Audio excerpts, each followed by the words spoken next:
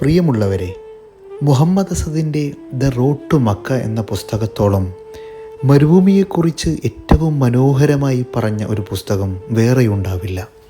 ഇന്നും ലോകത്തിൻ്റെ പ്രിയപ്പെട്ട വായനയിൽ ആ പുസ്തകമുണ്ട്. മരുഭൂമിയുടെ ഹൃദയത്തിലേക്ക് ഇറങ്ങിച്ചെന്ന് അതിൻ്റെ ഹൃദയമിടിപ്പിൻ്റെ താളവും ഭാവവും കുറച്ചൊക്കെ മനസ്സിലാക്കാൻ ഈ അടുത്ത് ഞങ്ങൾ നടത്തിയ ഒരു യാത്ര കൊണ്ട് സാധിച്ചു.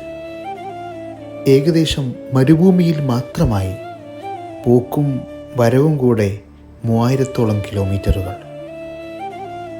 അറ്റമില്ലാതെ പരന്നു കിടക്കുന്ന മണൽക്കാടുകൾക്ക് ഒരുപാട് കഥകൾ പറയാനുണ്ടാകും. ബത്തയിലൂടെ കടന്നു പോകുമ്പോൾ പ്രവാസത്തിൻ്റെ നോവും നൊമ്പരവും ഉള്ളിലേറ്റിയ ബെന്യാമീൻ്റെ ആടുജീവിതത്തിലെ നജീബിനെ ഓർമ്മ വന്നു.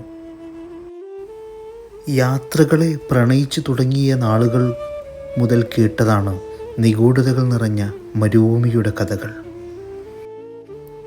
ഞങ്ങളുടെ ഈ യാത്രയിൽ മരുഭൂമിയിൽ തണൽ വിരിച്ച് ഒരു അറബി വന്നു.